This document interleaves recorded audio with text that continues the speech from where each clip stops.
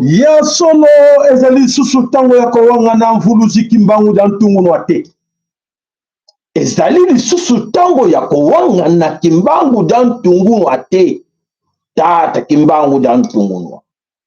Ezali lisusu tango ya kowanga na mama kipa mvita ndo na te. Ezali lisusu tango ya kosala confusion teke po yo benga ye nzambi mpungu tulendo. Tope tata mpungu tulendo. Tote wamba tulendo. Tope wamba kalunga. Ce qu'on sala ba confusion non en ce moment là, na moment où nazo levela yo, ke oyebi na nuteke esengeli na yo. On changer comportement. On changer caractère. On changer nyonso. Mentalité. Ndenge no koko vivre. Ndenge no koko sala makambo mususu. Pour être nyonso qui nous ont amenés. C'était des mensonges. C'était du mensonge. Et alors, ceux qui ne croyaient pas à Kimbangu, ceux qui ne croyaient pas Tata Kimbangu dans Tongonoa, ceux qui ne croyaient pas Mama Kipa Vitandona, vont regretter. Tout ce temps perdu qu'ils doutent encore. Est-ce que Makamoke sera solo? Est-ce que Kimbangu na bango wana zalaka? Kimbangu est vivant. Tata Kimbangu dans Tongonoa est vivant. Mama Kipa Vitandona est vivante. Malgré bomona kiba tchake na moto azana bazana bomoi. Nzambe tata. Nzambe tata. Suka makambo. Tata mpungu tulendo. Ye azali wana poete aza kosala musala oyo esengeli asala kati na biso. Bon ba nako douter. En ce moment, ce qu'on a na kati na ba doute. La hésitation que est-ce qu'azali est-ce qu'azate est-ce que na benge nani te ba lebela kingai ba prena kinga na classe na benge na kombo boy na classe ba lebela kinga boy te non non so aprena ki biso à 99% c'était du mensonge. Bande ko bo vérifier na sengi na bino bo vérifier po ete ba salaki makita ba salaki makita que ndenge nini toko diriger mokili ndenge nini toko so mokili en otage ndenge nini kaka biso mokili biso 8 siècles ya mensonge ba bombela biso nyonso ba vérité nyonso oyo ezala esalama na mokili ba bomba yango lelo balobi ke fini l'hégémonie occidentale l'ère du poisson fini balobi nini bolimbisi bolimbisi balobi nini tokomi na tango ya verso ère du verso balobi nini le grand bouleversement est là balobi nini le nouveau monde arrive. Est-ce que vous avez bien compris? Vous comprenez yango peut que nous se salamaki à le coup na tango wana lelo ekoleka lisuti. Alors mes chers familles, là je vais insister auprès de Bena Congo. Bena Congo bolo nanga na bokebi nyonso. Attention, chers compatriotes. Attention, Bena Congo. Ils savent qui ces Illuminati francs-maçons. Oyo, toujours considéré comme un dinosaure. Un dinosaure. Ngonga na bango ekoki boyoka ka balobaka tango na bango imene abupia esili ntango ifweni. Alors, ces gens-là, na bandi pour expliquer biloko nous ont les cas. Ils sont au courant, ils savaient depuis longtemps. Mais pourquoi ils ne disaient pas tout le monde? Ils ont caché la vérité, surtout aux élites africaines. Ba élite africaine, non seulement à laquelle elle est auprès de bango, ba bombe na bango vérité. Les 33 degrés, retenez, 3 chiffres, 3, les 33 degrés. Oh, bazana likolo. Ba yebi on a solo la bino. Mais pourquoi ils ont caché ça à tous ces mondes-là? Bah, qui? Pourquoi? Ils ont peur. Peur de faire comprendre aux autres que non, c'est fini pour nous. Et maintenant, à l'heure où je vous parle, bazo qu'on manipule bango. Pour que banga ke mokile ye babo mokile tombo ke la bango. Bako kime la wapi. Bazo ke nende avec le temps malembe. Tous ces reptiliens. Bato basellement ben na mokili. Des criminels. Oh, bah ça va génocide. Et le long, ils utilisent nos élites, des élites congolaises, africaines. Oh, ils ont utilisé sans le savoir que Batouana, la vérité. Parce que beaucoup, surtout des présidents africains, des élites africaines, croient que non, ces gens-là viennent nous dire la vérité, que non, c'est fini pour nous, hein. Ne viens plus. Mais la vérité est là. C'est la fin de notre hégémonie. C'est fini, on ne peut plus rien faire, c'est fini. Mais de l'autre côté, il ne fallait pas dire ça. Il ne fallait pas dire ça. Qu'est-ce qu'il faut faire? Il faut leur dire que personne ne peut nous empêcher au nouvel ordre mondial.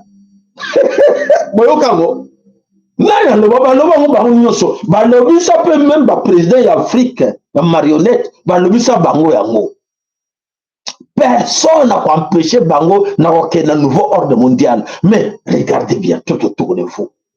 Si nous sommes tout ce monde-là va croire que nouveau ordre mondial, il faut être salama, il faut être salama. Bazo va sauter. Yebi ke ba lobaki yango po ete ba bangaki ke bino bakino so tomboka ndeko na ngai quelle chance tia na koyoka message chance nous za nango po yoka message yo mwana na nzambe yo mwana nelonga mwana mama Congo ya ntokila na moment yo yebi ba vérité. Est-ce que aux senga non toujours ozala sous commandement? Non, attention, ces gens-là n'ont plus le pouvoir sur vous. Ils n'ont plus le pouvoir sur vous, je vous apprends maintenant.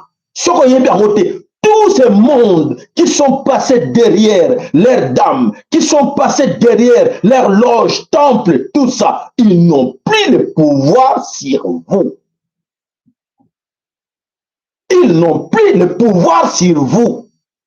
Lukoyeba, Bazebele. Oh, nous sommes apprenés que Bissoba, le baki bobe qui a le kuta, ndeko, soko dimelingate, matadi yo, pongate na ngane ne kobisa yo, nzamba lebina lebela yo. Natangi na ngana Bible mokote, mais nzamba lebela na mutu, lebela bango di kambo oyo. Batu wana bongo banga bango, ba décideurs, ba grande puissance, ba nani, ils n'ont plus le pouvoir sur vous. Vous êtes libres.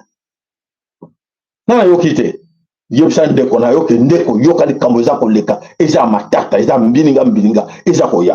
mes chers amis, ce que je vous ai dit aujourd'hui, il se cache derrière la vérité. Bombi, vérité. Africain, surtout un président africain, vérité. On a bango ici Sidaki et c'est Kokaki. Ngaïna qu'on se permettre toujours déjà vous tungchité mais sali que na se permettre na le bino que il y a solo bandeko o no soto le la kabino bo mona kana ba bilili o to tira kabino butu na moyi ezala kama kama le kutake mais ezala kama kama ya solo o bango moko balobaki etango na ngonde koki nani ayokate ngai o nano amona teke na lakisa ye ba image oyo o to la kabino mikolo nyonso. Ce ne sont pas les hommes blancs qui vont diriger le monde.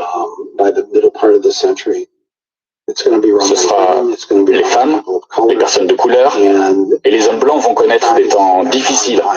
C'est comme les dinosaures. Un jour, ils vont disparaître. Et les dinosaures, quand ils ont disparu, leur cri était très fort et très agressif. C'est ce qui se passe avec les mâles blancs, riches et en colère, qui dirigent cette planète aujourd'hui. Leurs jours sont comptés. Nani akoyoka te o akolobela nga lobi ke te papa sala nga na yoka likambo wana te. Nani ayoki te, nani azoyoka te. Oyo bazobenga bango banani ba elite na kati ekolo Congo, ba mikonzi na kati ekolo Congo, ba patron, ba PDG, bato mbongo, ba milliardaire oyo babe na Congo, ba africain, ba bantu bayoki to bayoki te, bayoki to bayoki te, baza komona to baza komona te tout autour de que il y a un grand bouleversement qui arrive.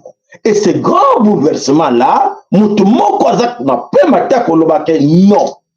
Vous pouvez empêcher tout. Empêcher que non, ne viens pas ici. Frontière Nakangi, ne donne pas visa à telle personne. Mais empêcher le vent de passer, c'est pratiquement impossible. Takamoko. Ou empêcher le vent, mon peuple. Non, nous allons faire des barrières ici. Le vent va plus circuler. Tout le monde. Qui est capable parmi eux de faire ça? D'empêcher que le vent ait traversé quelque part. Au tia quand le vent est colléka. Si au comme tu n'as souka, vent est colléka. Mon peuple colléka. Donc, échec. Donc là, on prouve que Ezana, Oyo Aza au-dessus à tout le monde. Oyo Azo Katama Kamuya Mokeli. Balbaki bango bazabe Illuminati, ba franc-maçon, ba to diriger kamukili, ba to ba décidaka, les décideurs. Mais Tata Lobby, c'est fait. Et voilà mes chers amis, Tata Lobby c'est fini. Alors si bino kentango ifweni, bazo banga bino, à ce moment-là ils ont peur de vous. Bazo banga bino, bino bantu. Bazo banga bino pour bayebi ke basali bino mabe ya mingi. Et alors bayebi te ke bino nyonso boyebi na bino te. La plupart bayebi ke non mingi bayebi te. Bazo banga me bayebi ke boyebi te. Pour na nini parce que bazo tcha ba ko accélérer. Ils accélèrent la distraction, les divertissements. Est-ce que vous comprenez ce que je dis là? Bazo ko accélérer en gros, mettre beaucoup de paquets là-dessus, na information, na ba presse, na ba nini te. Vérité boyeba te. Vérité, les églises, elles ont comme maître comme un champignon bouton na moi. Non, il faut continuer.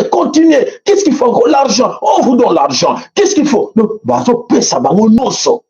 Pour être bino boye ba vérité te pour na bobangi. Bobangi baza koyeba ke mabo basala bana na tata nzambe ya mpungutu lendo. Mabo basala bino ke bo venger.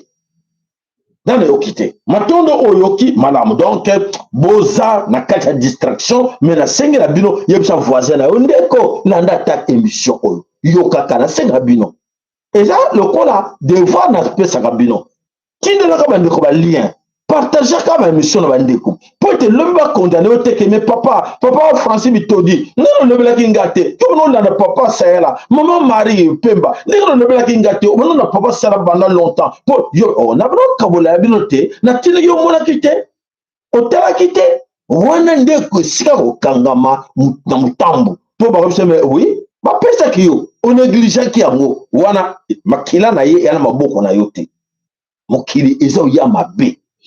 Voilà, restons vigilants, restons trop prudents, mes chers amis. L'histoire va se répéter. Quelle histoire qui va se répéter au Congo d'Antotila? Tate Kimbangu d'Antunguna, Mama Kipanvitandona ne sont pas morts. Bazali Nabiso. Et alors, pour vous expliquer, et le condamné Ezako Lekana Katina Mukili, Bozako Mona Nabilemboke, tant que vous avez là, Batebele Bandiba Kite. Babanoko finga biso banoko ya awa longo makangi mbango na bino wana longo ba pasteur ba nani ba bishop longo na kamaki mbango na bino wana mungo sa kufa na ye ba kufa na bango bobosa na bango lelo e bani ko interpréter bango makango ndira moi solo on dirait papa sala balo makango solo ba komina na ba doute papa ke ba ko le karatami ki yungulu ba ko yungulize yo Keba nego zo dute wana oza total. Kiyungulu keba bandeko na ngai yebisa ndeko na ndeko eza kama sécurité eza de kabute ke tozoluka bato batalaka biso po ete bakomisela biso bavie ebele po ete tozwa mbongo te nazala besoin nango te bana mama Kongo nana besoin bomoi na bino po eza motuya nana besoin makila na bino po eza motuya il faut bobatela yango sur vous bobatela yango bobatela makila bandeko na bino baama bandeko na bino baza en danger po ete baza babiyungu babizengi. La plupart d'entre nos frères, nos sœurs qui sont au Congo sont des bizengi, qui sont en Afrique, sont des bizengi. Vous comprenez, sont des malades bizengi. Quand on leur montre de bonnes choses, quand on leur dit de bonnes choses, bah lingi koyoka te, pour la bango, te, biso to lingi kaka oyo batiris bazotala. Tengala lingi na mona parti wana oya nzoto. Ngala lingi na mona kaka ndenge azo finga bato. Ngala lingi na mona lingi azo swana. Oko kene wapi na yango. Où tu iras avec toutes ces histoires-là de divertissement? En ce moment-là, le temps est très sérieux. Et toi, tu es toujours là-dedans. Namakambo, il y a poisson, il y a distraction, il y a divertissement, il y a mensonge, il y a démagogie. Tu es toujours attaché là-dedans, dans cette histoire de politique, de religion, de religieux. Tout ce monde-là, c'est dans ce temps-là, poisson, peut-être une permission pour ne faire une distraction, autre chose. Mais chef, 33 degrés. Maïe, les sili, ton dimakite, ton dogat, tout ça, robot, tout ça, bateau. Ton bomi bango, tout ça, poison, tout ça, arme, laboratoire, arme biologique. Mais quelque part, non. Vie en Wazali. Les vies on existe. Les vies existent. Et comme Baboma batona mokili. Balia batona mokili. Bamela bakila batona mokili. Mais comme Bangaliwa. Est-ce que vous pouvez imaginer ça? Ça m'a bien. Et pour votre information, que la plupart des gens qui font du mal aux gens, par exemple, sadique, banga kaliwa ko sakanate. Baza ba pere o ba banga liwa ko leka bango ezate po ya bo makabato amona nenga sala kabato nenga bato alela alali pena pe mesiliye makile ke bazwa ba tinde moyer mais lera ko mona siko ke ngape na ngina koma boye et comme il bango problème. Allez matondo katina bino bande ko ngai. Voilà mes chers amis, histoire des années 59, 58, 59, 60, 61, 62, période wana mokili batata na biso mokili na bango eninganaki. Mokili batata na biso wana eninganaki. Et la plupart de tous ces responsables parents de cette époque-là, ceux qui parents ben biso non papa wana aki le pango te, aki na ndako te, aki ki wele. Batata wana tango batata na biso tango wana, ceux qui tata moko oyo esote de ndeko na yo nani ke n'époque wana atikaka ta lopango moko te asomaka ta lopango te azalaka ta na moi vélo te Vespa te. Il y avait le Vespa à cette époque là. Tout le monde quand il bala mais ke ba tika biso na classe na ba kombi ezalaki. Mais soki azalaki asalaki lokote na kati na mokili mingi bazaki ba ke wele ba paré bele bazaki ke wele mais bazaki la possibilité d'avoir tout. Bazaki na ba crédit na bano benga azam ou bien loko ma vewe no strama vewe okokuta na azda voilà na azda mon oncle travaille là-bas bango peut ça ba crédit ya mitoka mais to komi wapi nyonso wana lelo bana lelo ana 60 atana 30 ans 40 ans 50 60 il est encore chez Coco. Le pango Coco na biso Coco asomaki le pango na lingwala te Coco le kutu musuba Coco mais bazobeta tolo na le pango ya Coco na bango oya somba. Et tout na ye tu as quel âge?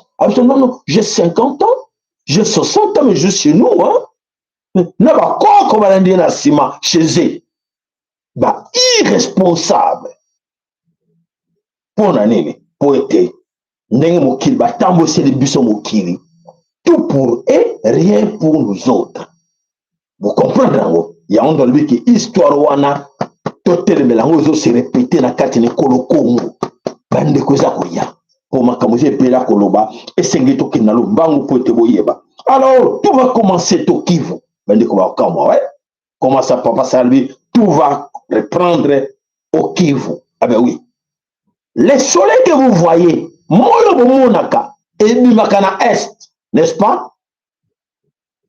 Moyo bomonaka ebimaka na est. Et la plupart des côtés est ya mokili nyonso ezalaka menacé. Pona nini?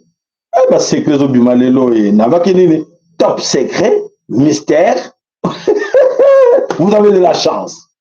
Bolanda benga bande comme so bazana à l'écoute te bolanda. Ebimaka moye ebimaka na est. Na côté moye ebimaka ezali côté ya mbotama, côté ya commencement. Bitumba bomonaka na Congo, o boza komona na est ya Congo, eza hasard te. Parce que c'est pour les minéraux du Congo, arrêtez, on vous ment. On vous ment, bazo kosabino, ce que Félix Chilomona bazamina et que non, c'est pour les minéraux stratégiques. Non, c'est un lien stratégique. C'est un lien stratégique. C'est la partie stratégique ya mokili. Oyo mbotama ya bato et banda eza na est ya Congo. Moi je suis de l'ouest, hein, mais je suis très fier parce que j'ai des amis na katia est ya Congo, ne veut que j'ai la place na katia est ya Congo. Est-ce que vous comprenez? Et les amis qui sont de l'est du Congo, qui s'en foutent de cet est du Congo, ils vont regretter. Ils vont regretter. Parce qu'ils n'ont pas confiance en eux. Bazana confiance na bangote. Et tandis qu'en ce moment où je vous parle là, toute personne venant de l'est du pays doit savoir que non, chez lui, il y a le paradis. En commençant par Parc du Virunga, en partant de il y a des mystères. Mystère na kati ya Parc Virunga, mystère na kati ya lac Kivu, lac Albert, mystère na mystère. Mais dès le binote, le binote pour nani. Il y a un bâti la cabine guerre. Pour la bouille, côté wana, côté bitumba wana, on n'a pas besoin. Vous en très bien. Et vous me suivez, matondo balek ne ba kera na bino. Est wana vous négligez. Na fond la bino lelo za la lelo to continue étape ba vérité na vérité za kobima. Donc nous sommes obligés, tout le monde, de mobiliser nos efforts, de conjuguer notre effort pour défendre Est ya Congo. Pas seulement parce qu'il y a des minéraux. Il y a des minéraux partout où il y a des réserves de pétrole, de l'or, de diamants, comment on appelle ça encore, rivière Maïndombe. Partout dans le lac, il y a tant de minéraux. Bayebi, comme on réserve. Mais tout le monde a bunda kabande kokuna ezali kakapona minéraux. Voilà la vérité là. Non, pour le bayo qualité. Soyo qui te batalio. Ngana bimisi vérité. Oyo parce que tata lobi lobe la bango. Pour bayebi loko de bango c'est ba bundela.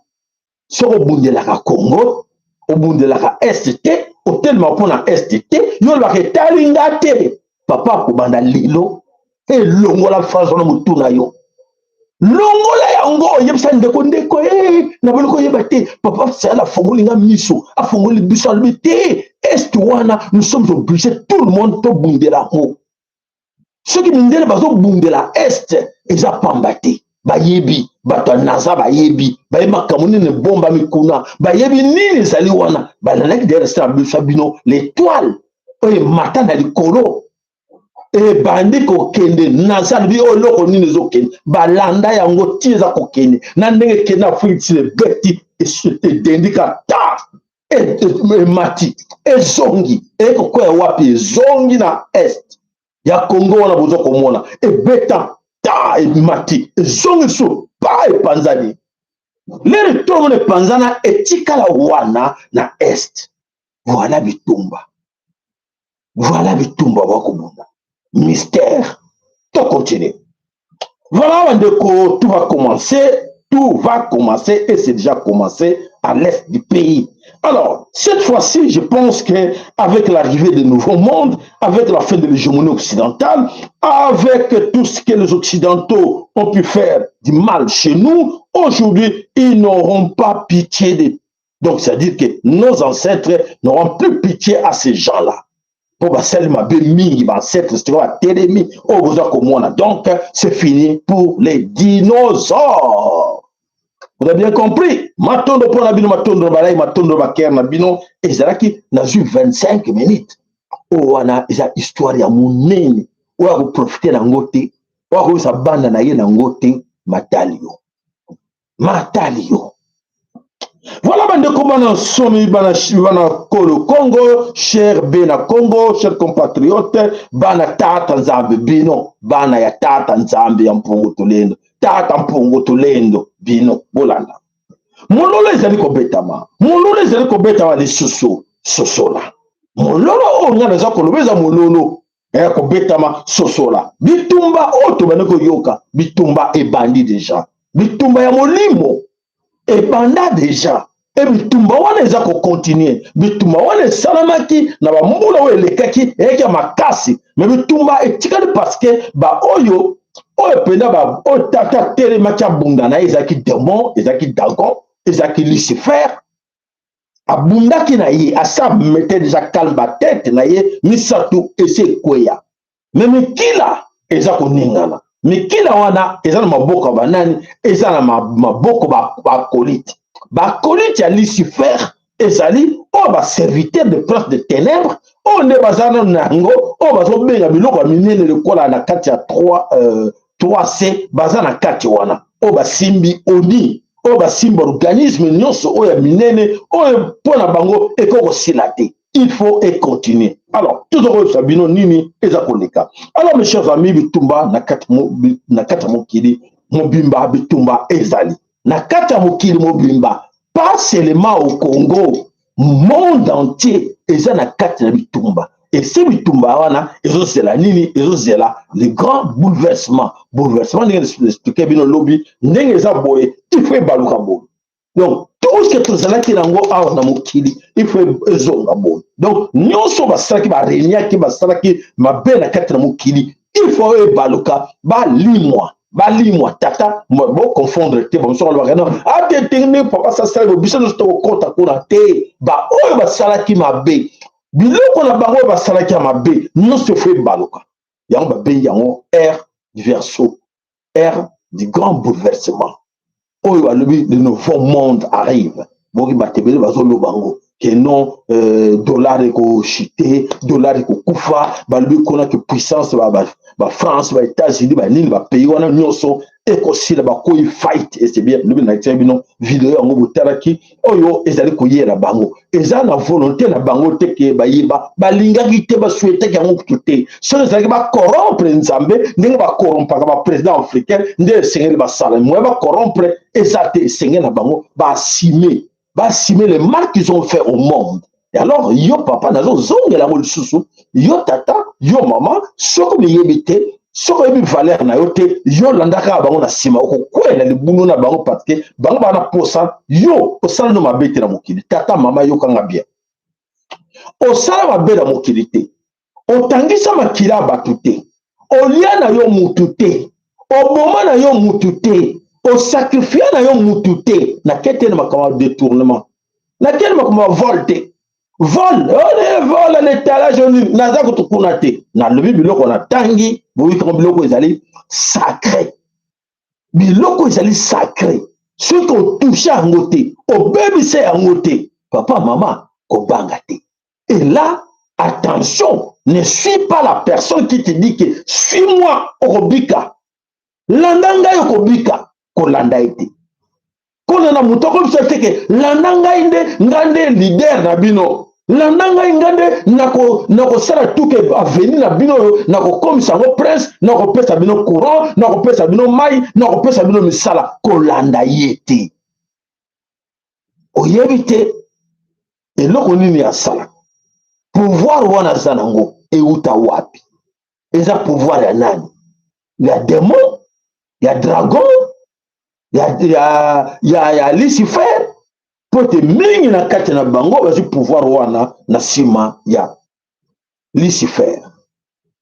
Alors ndeko na ngai s'il vous plaît to lukani to beta mololo location zonga na ndako zongela bandeko bolimbisa ngai wana tokokoba na bino makambo eza ebele oneli bino moko na lelo. Voilà mes chers amis, démons et ses acolytes Illuminati francs-maçons esili na bango babiki bitumba oyo tata bundi na bango tata nzambe mpungutu lelo tata mpungutu lendo asanganaki na tata kimbangu na ntungunwa babundi bitumba oyo ongane tokoko bunda bitumba te babundi yango na dragon na démon na bakoliti na ye bao nyonso ba 33 wana babundi basangana po ete babundisa tata.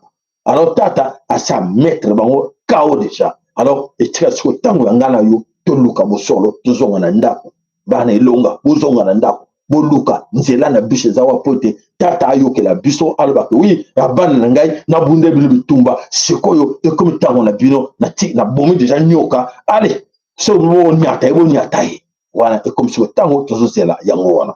Voilà bandeko bana somekolo Congo bokamwa te ya kokoma oyo makambo nyonso avec aujourd'hui la trahison avec nos frères nos sœurs oyo bazo trahir Congo, on va se comploter contre Congo, on va se comploter pour te nuire mama Congo. Bokama bangote parce que ils ont engagement bazwa et pas il y a démon. Comme ils ont engagement na démon et démon oh il y a 33 degrés, ils ont utilisé bango contre mabele oh il y a bango contre bana oya bandeko na bango bazwami ba amna bango bakenda koteka mwana mabe na kati ya fali asala kanini abano yibaka biloko na kati ya ndako ya baboti azaki pesaka bato libanda. C'est textuellement lokola bato ba démon a créé Lucifer a créé Edom a créé oya tcha komba bakonzi bato wana bazokonya koyiba milimo na bino na banan mbongo te mais milimo na bino bazo yiba milimo na bino bazo pesa bango bazo sacrifier ba corps na bino bazo pesa bazo soma kila na bino bazo pesa ndeko bomona ki match na chaki lobi estrenga pass mingi butu mobimba ya komona ki ya solo bana na biso bandeko na biso oyo ba se trahir involontairement bake komitika liboso ya diabolo balobi ke diabolo a récupéré milimo na bango diabolo a récupéré milimo na bango et voilà c'est cette situation oyo tozali komona na kati na mabele kolo Congo.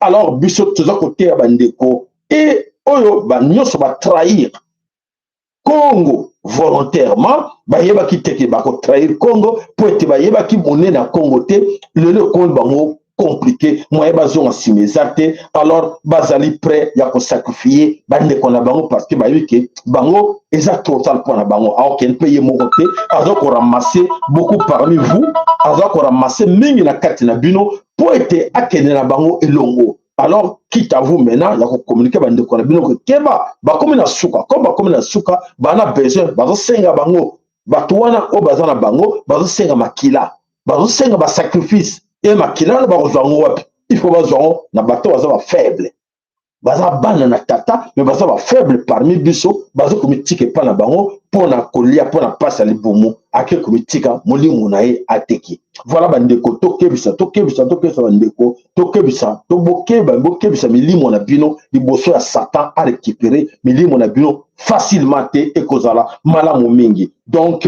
voilà na kanisi bo comprendre rango très bien eloko nini esengi to sala biso na bino elongo. Alors tokobi totala boyo bazali au service ya démon, au service ya Satan, au service ya Lucifer. Comment bazako nyokola ba oya bango po ete basengi milimo ya bandeko na bango ekende. Mais milimo oyo kende ndenge nini? Il faut ba torturer bandeko na bango. Il faut que torturer bango.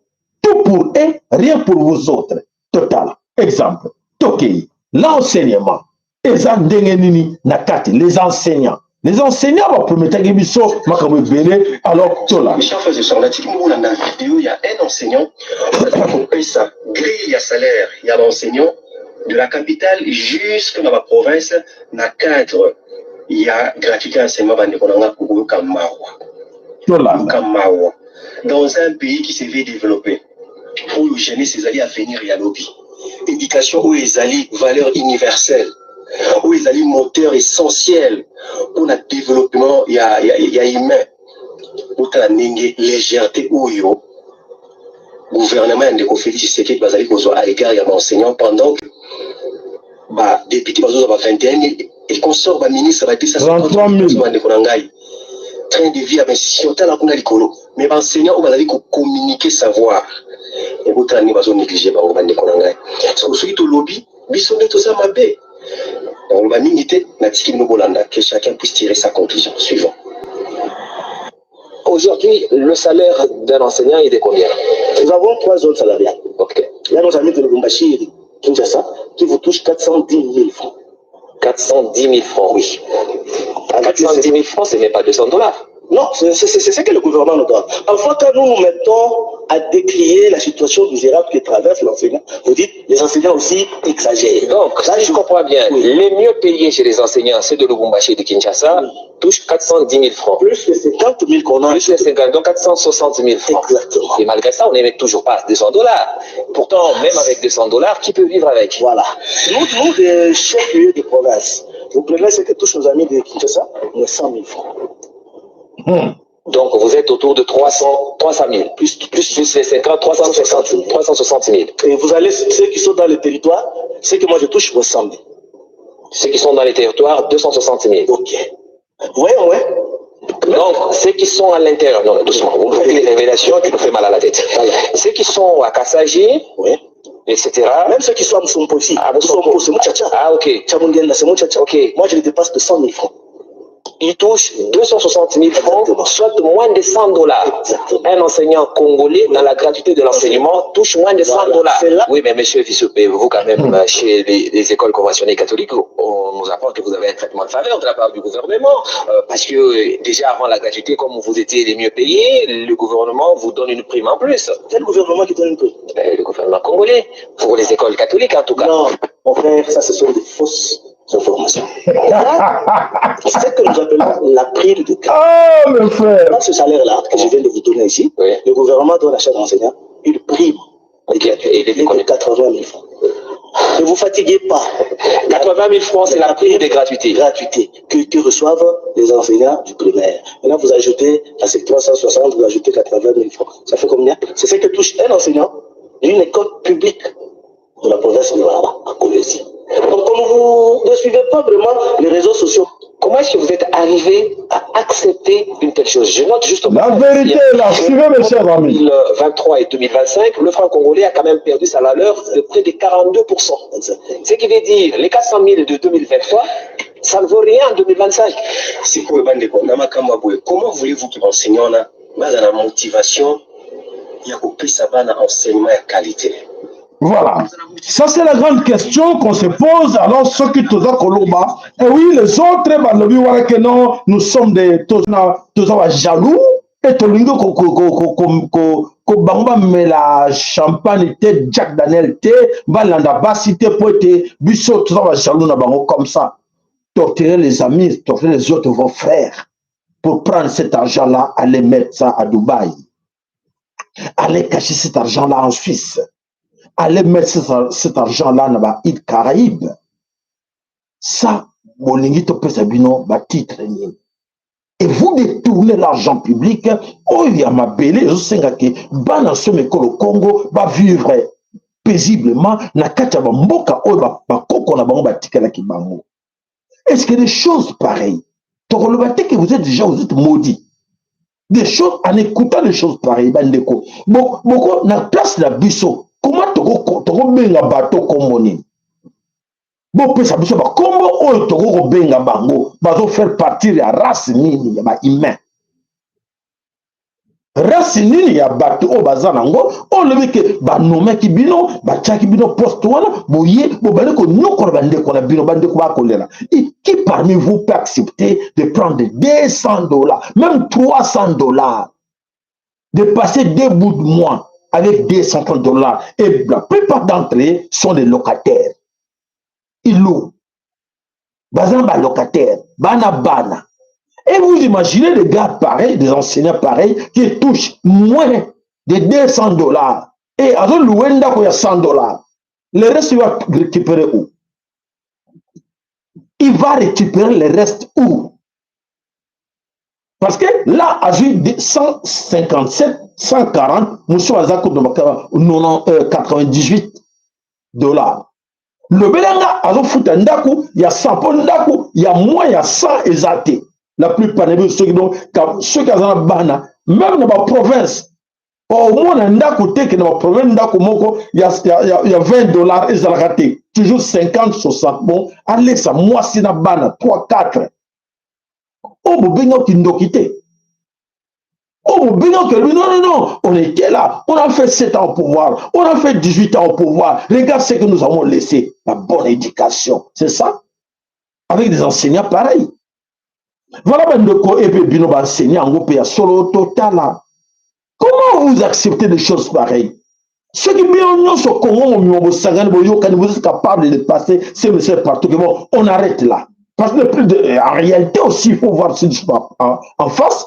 Tant que vous gagnez moins, vous touchez moins, enseignement qualité vous en malade parce que oh mutazo il y a bien été article nanda ko nzala je vois très mal comment enseigner bana mutu mususu ba comme malamu le kuta ils ont le kuta tant que non aux ana yo suri bobenga bo so ba 5000 le kuta donc on détruit bana baninga on senga ba mbongo c'est tout à fait normal on n'encourage pas mais c'est une réalité.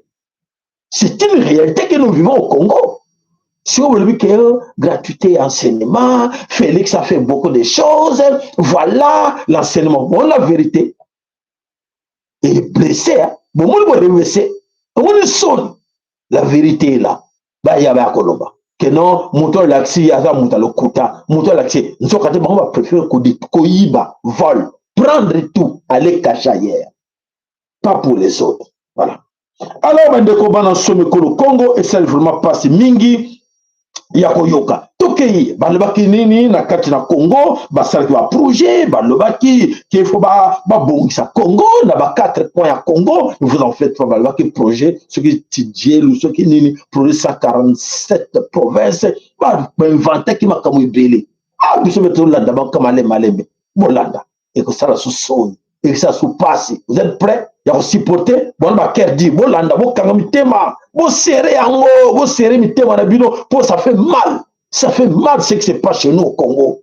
Et qu'on les raillerte, mais aussi ça ne marche pas dans le bus au Congo. Na bateau, bah, qui va dire, bah, na tisekedi, bah, na, bah, qui leçon. Il y a bien moralité, vraiment. Oh, il y a son pour être bah, bundaki, plus de 32 ans, na, Mobutu dictateur. Ah, comment monta bundaki, Mobutu? Papa n'a abundaki na dictateur et il mourra comme un dictateur. Est-ce que c'est normal? Il n'a pas ébatté. Toko on dit mango. Non. Allez, toqué. Voilà. Bandeko bakongole awa naza na kati ya territoire ya Mambasa na village moko na kuti ekolo. Ayebi kutu te soki eza ekole parce que la pancarte balobi eza centre de santé. Maintenant kindotala boye eza ekole. École ya ndenge nini ya projet 145 territoire ya président de la République. Tala ndenge bato bazosakana na mbongo na biso bakongole. Donc bato baye bakosi président qui va batongi école esika population ezaka te. O eloko oyo ezali éléphant blanc ndenge babengaka. Nalingi président comprendre que bato bakosi ye bazotia ye mpe na erreur. Moni biso bato tosalaka mboka tosalaka terrain. Bakina olobela président ke biso toza ba petit opposant wa ba agita bayokaka biso te. Bango ne bayokaka tala président. Tala programme na yo. Eloko oyo eza réserve ya banyoka otongaki yango limongo ya biso bakongole mpona kokomela banyoka l'entretemps eza na bavillage esika bato baza ma ekole ezaka te bana bazotanga libanda soki bolingi yango mpe nalakisa bino. Donc là où cette école devait se retrouver, elle ne s'est pas retrouvée là-bas. Pour l'année, parce que tu vas faire le programme wana bafani na babiro climatisé. Na Kinshasa ba yebi. Ba yoki kaka kokendo tia esika wana. Na kutanga na eloko. Putika kusakana mungu bakongolete.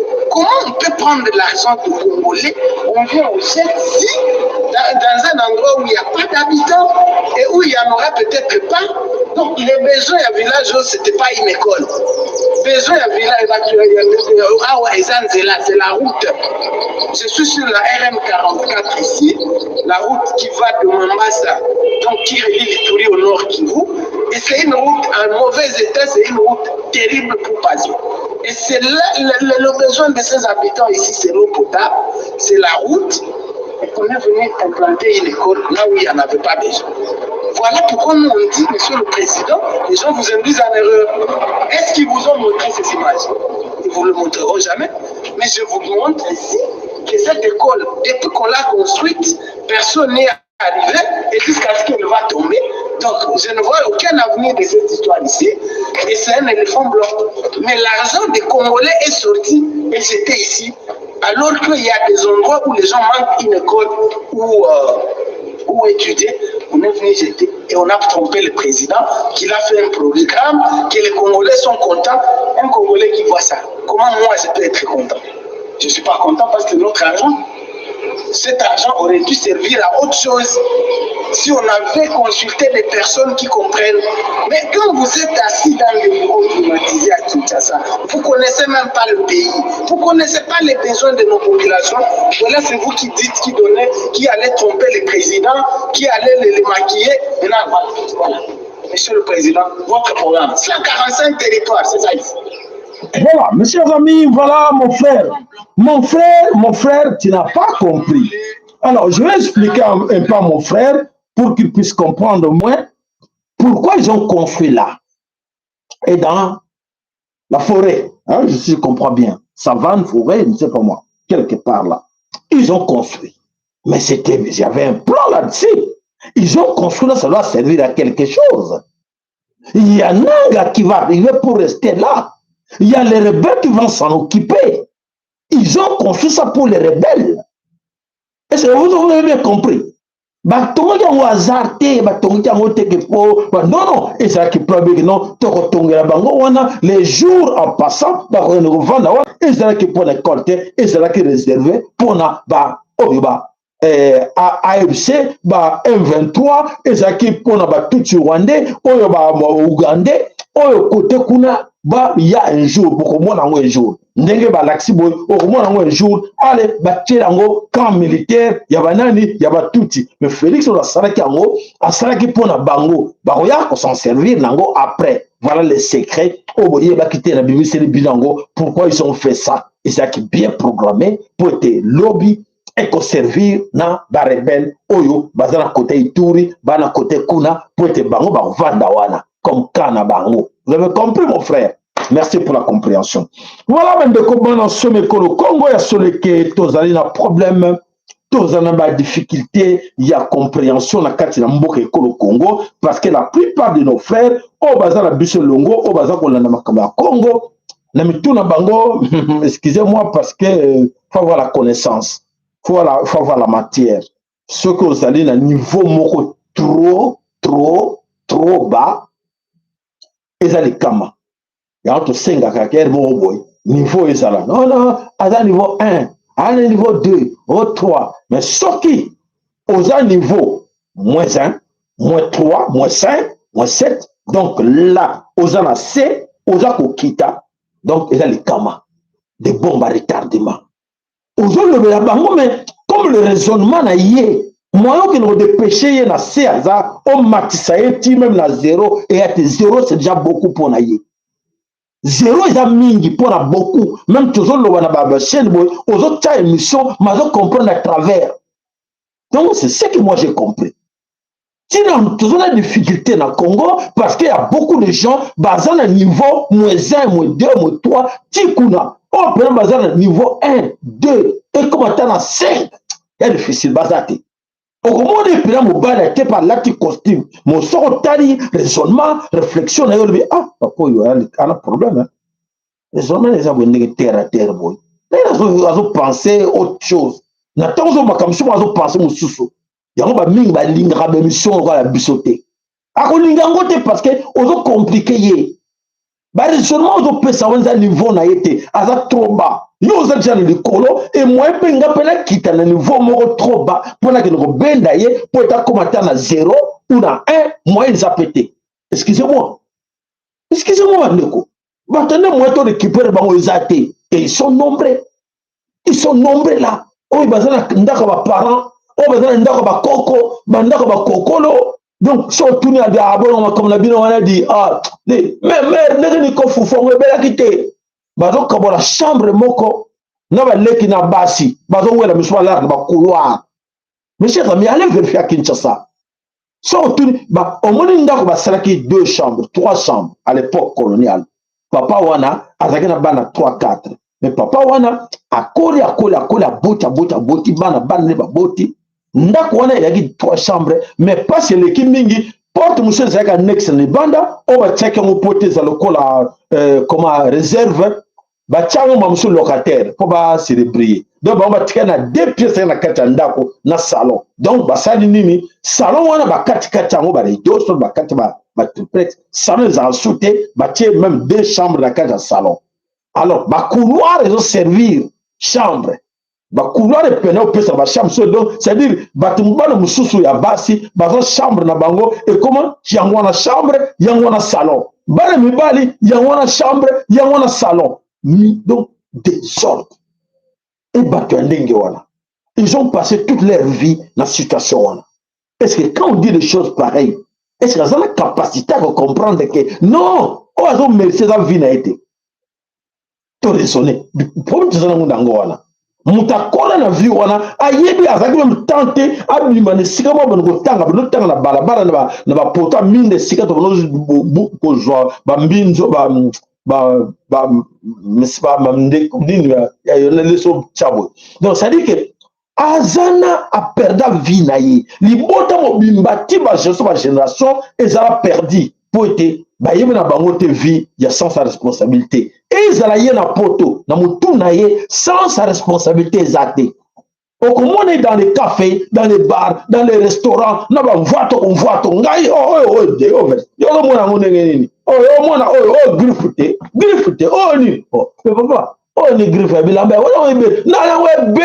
na ba mal mais un jour on a problème yebse que te ka ba mal wana pour être et sur la famille et ko te ka matina au somme. Oh, Gianni Versace. Oh, ce qui Louis Vuitton. Nana ressemble là yo.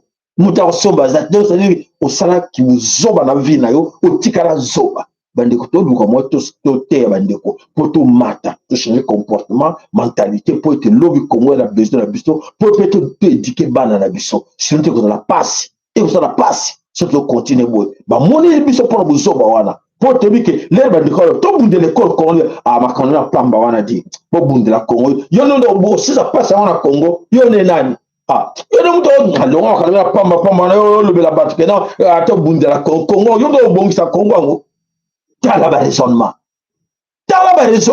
on a, on tient encore bien à laquelle on semble a dit, dans laquelle on a l'église, mais on a pas dans le côté, on était Congo, on y, Congo au monde à on y, on a bien à porter, on a bien.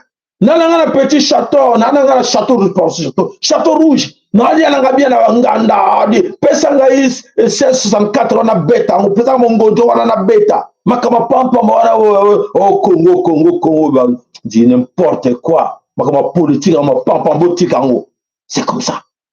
Ce sont les gens qui bazo décourager baninga, qui bazo éduquer bana na bangote, bazo pousser tous les autres dans les boulot pour te dans tout naza limité, ya lingi bazo soit dérouté. Voilà bande ko bana somme ko to ke na lombango to ke na kati na mboka, oyo ya minene bozo zela, oyo ezo leka na kati na mboka. Sud Kivu.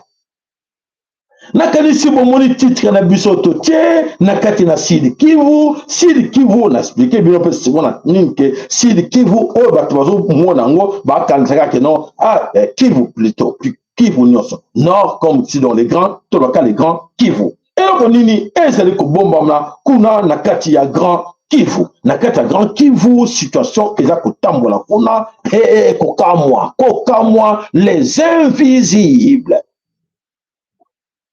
Mystère.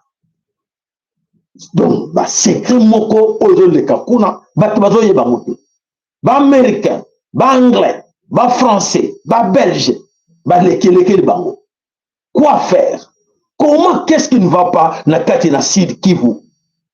Toresisaki Nzambe atikalaki bango, bankoko no divinité batikalaki bango, batanga raisonnement na bango, na ba gouvernement congolais et salir bango, bakwesi Bunagana, bakwesi Goma, bakwesi Bukavu. Ah!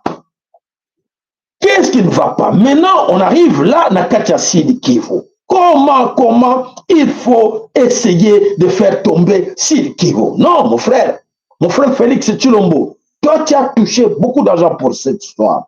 Toi tu as gagné le pouvoir pour cette histoire. Tu es obligé de nous accompagner jusqu'au bout. Ah bon? Ben oui, tu es obligé jusqu'au bout.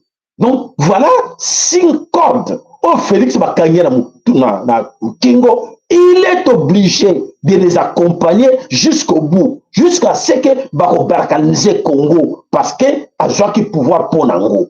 A comment qui me conduit na Congo pour barobarkaniser Congo, il faut aider l'empire Imatuti, il faut aider les occidentaux. Congo est à la barkaniser. Maman Nangaï, et bien du problème. Et ça devient un sérieux problème. Comment Félix va essayer de convaincre tout le monde? Il a essayé de faire associer plusieurs amis, plusieurs personnalités politiques pour être aider, entre autres, comme le Justin Bitankwira. Mes chers amis, sur une terre, vous avez il y a audio avec Justin Bitankwira, son, Bourlanda. Alors, qu'est-ce qui s'est passé? À lobby associé tout ce monde-là, il faut tomber ville ya Uvira. Mais on a cal et puis ça mis na kati na ville Uvira. Donc suspense, mystère na kati ville Uvira. Pourquoi Uvira ne tombe pas? Ah, c'est la grande question. Pourquoi seulement Uvira? On est arrivé à faire tomber Goma, Bukavu, Bunagana. Mais pourquoi seulement ce petit coin-là d'Uvira? Alors, Bendeko, alors, suivez-moi. Ce n'est pas à cause de Maï Maï que Uvira n'est pas tombé. Ce n'est pas parce qu'ils ont des armes, que leurs armes sont plus sophistiquées que les armes des autres. Non. Et alors, quoi?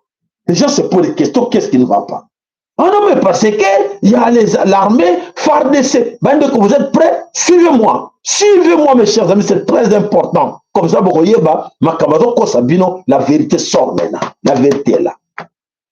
Non, c'est à cause de Maï Maï, c'est à cause des armées, tout ça, et puis que c'est à cause de Ouazalendo, à cause de Ouazalendo, RAD, tout ça. Et j'ai dit, et les gens disent, oui, surtout, oui, il y a la FARDC, c'est l'armée nationale, il y a pays à Congo, et le gouvernement congolais, ah, bon, tu vas ça l'effort que ouvrir le Koyate. J'ai dit non, faux et archi faux. Ce n'est pas à cause de Maï Maï, ce n'est pas à cause de Ouazalendo, ce n'est pas à cause des armes à Félix Tshilombo, ce n'est pas à cause de dynamique qui a, je ne sais pas moi, quel genre de groupe, Bazawana. Oh, ce n'est pas parce que les Tutsis sont faibles. Mystère. Mystère qui se passe en Congo. Oyo, l'histoire va se répéter. Oyo, les Allemands, les Français, les Anglais, les Américains, à cette époque-là, ont échoué. Ils ont échoué dans Katia, Est et Congo. Les Congo, ce n'est pas nouveau. Ce n'est pas, ils vous disent pas la vérité. Ce n'est pas nouveau. Mais avec le tout, non. Bango, na plan na bango, na cahier de charge na bango, tout est bien clair. Bayebi, pourquoi ils sont là? Et qu'est-ce qu'ils vont faire? Bayebi, comment ils vont balkaniser? Ce n'est pas pour eux Félix est là. C'est bien calculé. Mais c'est comme un mystère. Et comme un mystère, il y a les individus, il y a des invisibles. Mystère des invisibles, des grosses mains, invisibles, uti wapi. Oyo, ezo kamusa bango. Des millions de soldats. des armées invisibles, ils viennent d'où? Ça, c'est la grande question. Pour vous avoir la réponse. Tata Kimbangu fula mwana.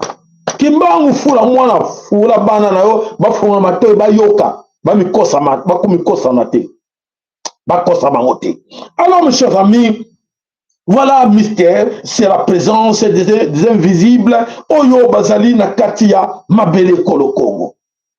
Les invisibles. Ozimongo bokangi na mano kala.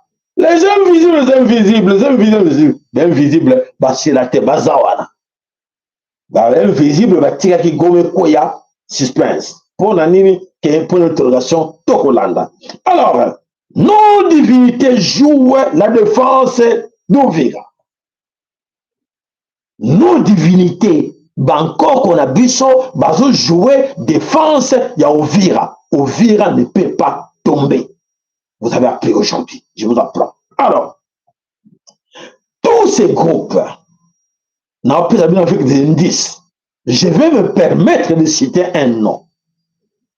Et ce nom que je vais citer, lui-même là où il est, pourquoi Papa Sahel a cité Kombo Nanga? N'a pas dit qu'on zéra zongelanga. Pas benganga, le que Papa Sahel, quelque part, nous sommes bloqués.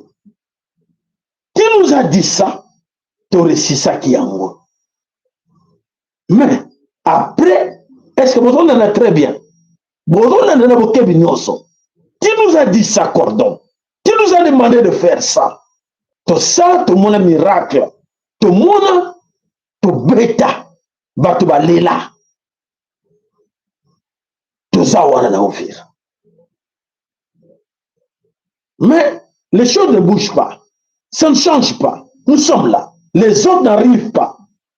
Ce n'est pas parce qu'il y a des Burundais, hein. Là aussi, entre parenthèses, non, c'est grâce au Burundais. Non. Non, non, non, non, non, non, non, non, non. Il y a un groupe de gens qui sont sur place là, dans Katia Sid. Qui vous, je citerai le nom du général René. Allez, général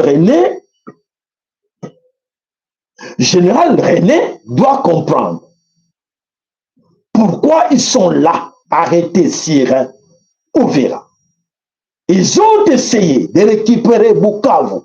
Là, je parle en français comme ça, c'est pour la meilleure compréhension de tous nos amis Maï Maï Wazalendo.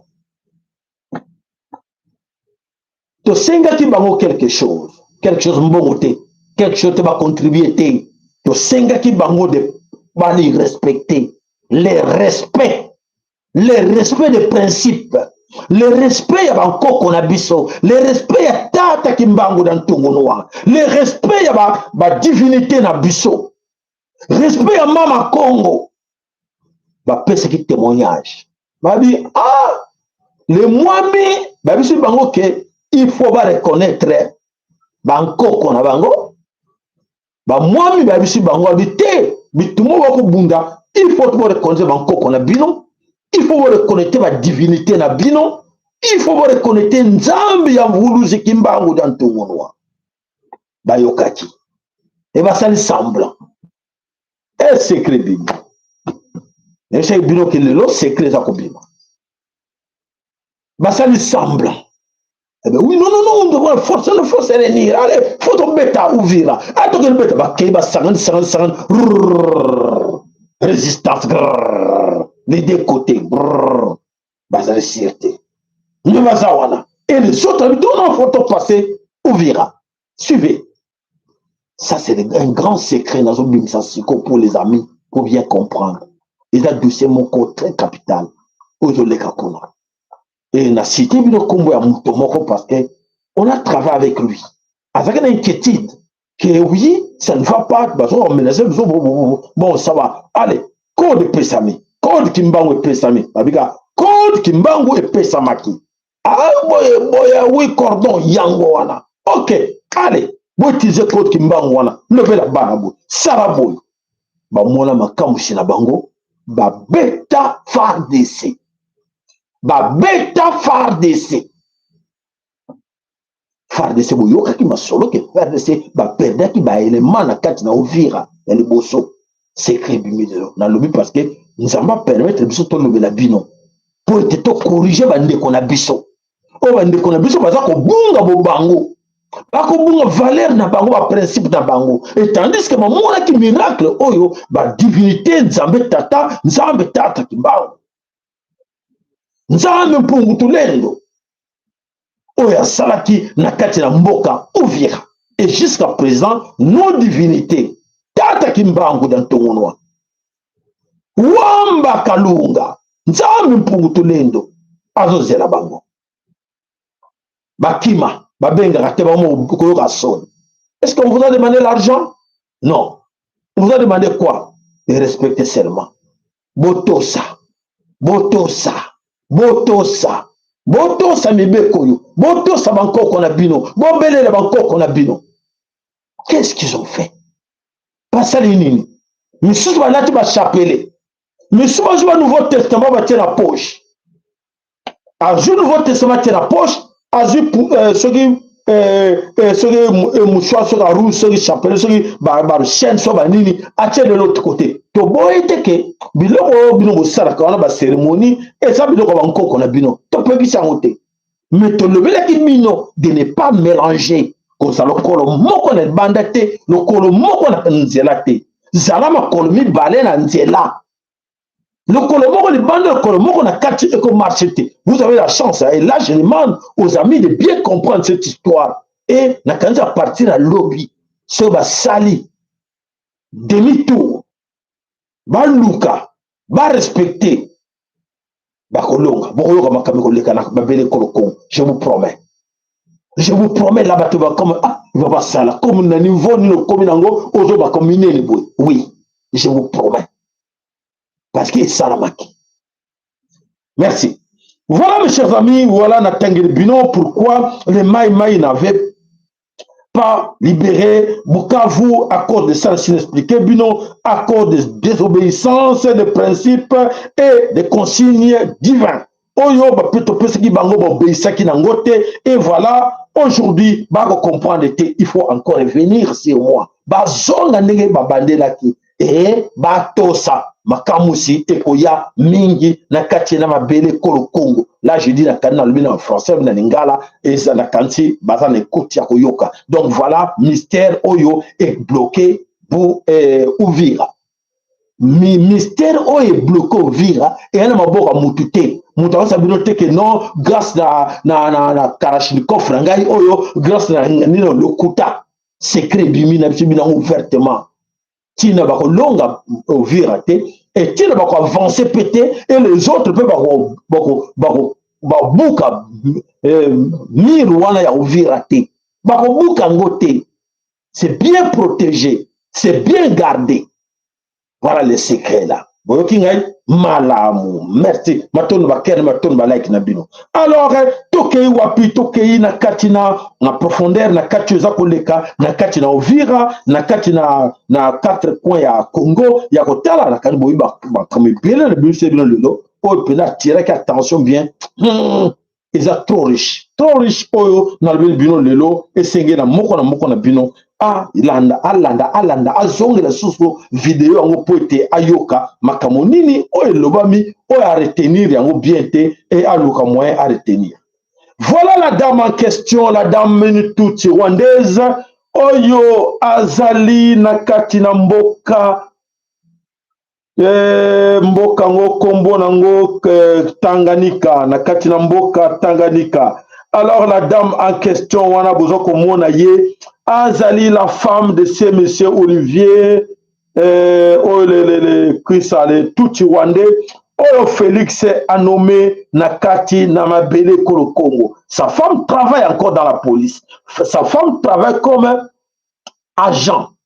Donc moi si ya Olivier oyo boyoki kuna ke ba nommé Nakati na Congo, Nakati na Kinshasa, c'est la mwasi na yele yeyo.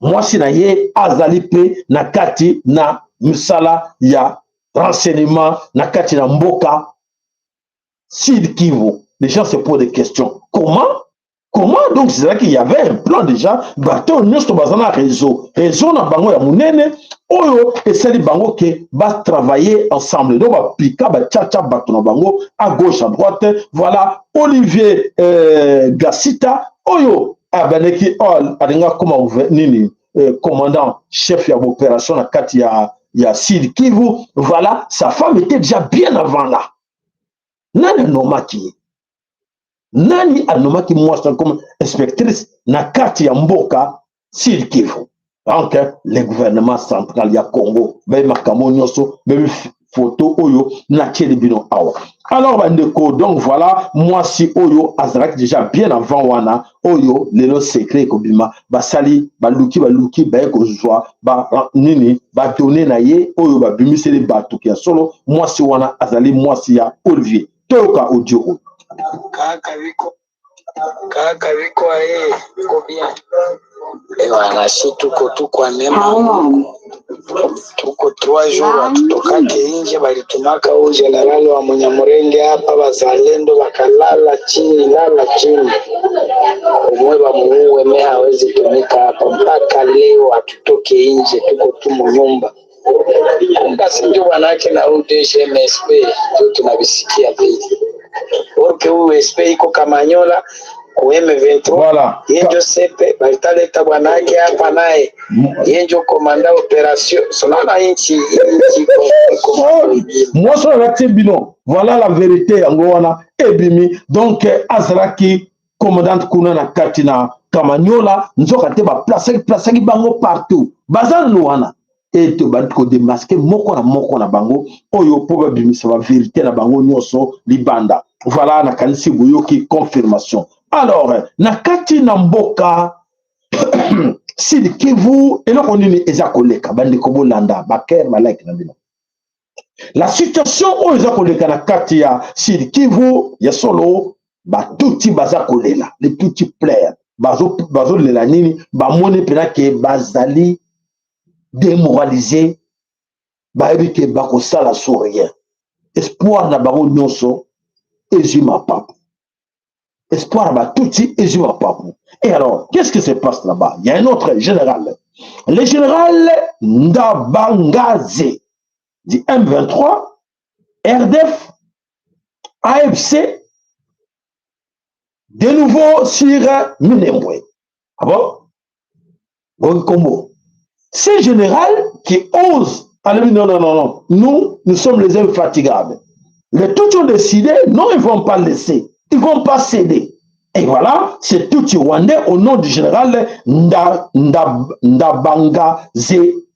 Alors, a décidé, à Juba Soda, 236 militaires bien armés. Alors, cette fois-ci, il faut aller venger. De retour, nous allons récupérer Minembwe. Ce général aille sur Minembwe, a bandé à tirer ma position, a tout. Mais quand les gars qui y a 3 jours passés, bah tiki tante, bah quelle source la Minembwe. Bah lui cette fois-ci nous sommes venus là, la vengeance. Il faut tout récupérer la ville de Minembwe. Mes frères. Bande Konangai, qu'est-ce qui est arrivé à ces 236 militaires Tutsi rwandais?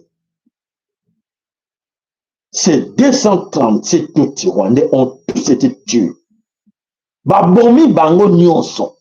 Moko na bango a survivre été. Pour votre information. Va servir Bangashini. Na kati na Congo encore. Donc, c'est-à-dire que les choses qui se passent là-bas, vous allez comprendre. Le Maï Wazalendo, vous allez massacrer des militaires, des spécialistes militaires. Et tandis que vous sous-estimé, on a vu ça, les Maï là, ils n'ont pas une formation militaire. Nous, on a suivi la formation militaire à Texas, en Égypte, en Israël, en Allemagne, en France. Bah, préparer qui barre comme il faut.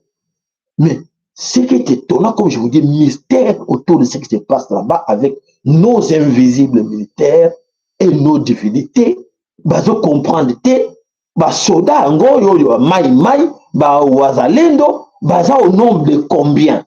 Bah, se comploter avec Le phare de César Maboka, Félix, le chef suprême des armées, Félix a dit, je vous donne feu vert, je vous garantis tout. Allez-y. Mes soldats sont là, mais pour vous servir. Ils ne sont pas là pour défendre le Congo. Vous imaginez qu'est-ce qui s'est passé avec les soldats de FARDC? Les soldats FARDC, qui déshabillés. Donc, les choses qui se passent là-bas, les soldats comprennent devant le maï-maï. Na technique nyonso oyo bazwa militaire nyonso bazoka utiliser yango te baneutraliser lokola basoso ale bango balongola tenda bina balongola tenda nyonso badéshabiller bango balongola batemba ki batenda bango nyonso na babotine ale boza bandeko na biso abo ale okende bakomi na bango bacivil sans armes sans rien du tout ale bachasser bango so bolingi ala bozonga na mulongo kuna mais topesa minduki te. Voilà ce qui se passe dans Katina Sud Kivu. Donc, voilà, bandekwana oyo, touti arrivé na Katina Mabele Kolo Congo, bakei na Katina Minewo, s'azarder encore, basu frappe na bango par le Maï.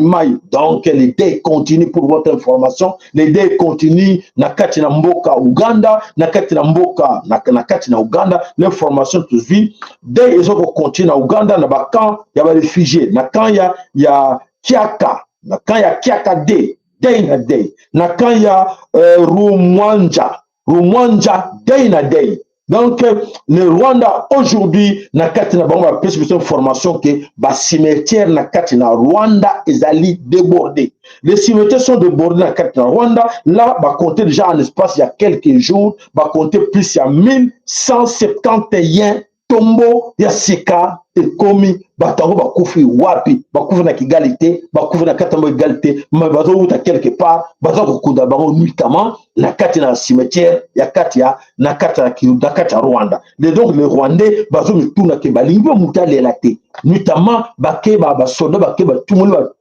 mabulu bakundi bandeko na bango ba soda ni silence information mozo lekate bakombo pesate bango yebi déjà baza ni bateka wa numéro na kati wa cimetière wana bazokunda bakor oyo uta Congo. Donc bazo ko arriver ya kokima na bango bakor bazo ko kozwa bazwi bakor bandeko bakimi nango mais le reste fumier na kati de Congo. Donc baza kosila. Et voilà mes chers amis, dès que nous subissons, ils ont continué na Katina Mboka Rwanda baza kolela. Donc ba maï bandeko na biso vraiment bravo à vous. Alors malheur au touti condamné à mourir na Katina Mabele Kolo Congo, condamné à mort na Katina Mabele Kolo Congo. Tu sais que bino que allez simple. On vous a dit ça na Kanchawa. Maton ba kel maton ba like na bino. Tu sais que bango boko ton dit ça. Mabele na biso ko tiango ba fumier pour bota ba or ba ko lukango mais boko ba fumier pour bota or ba besoin de matin continue toujours et puis bandoke Bénin. Attends, je vais vous expliquer un peu comment ba tout Rwandais baza na kati ya piège. Pardon. Ba tout Rwandais eza dépendamment na bangote.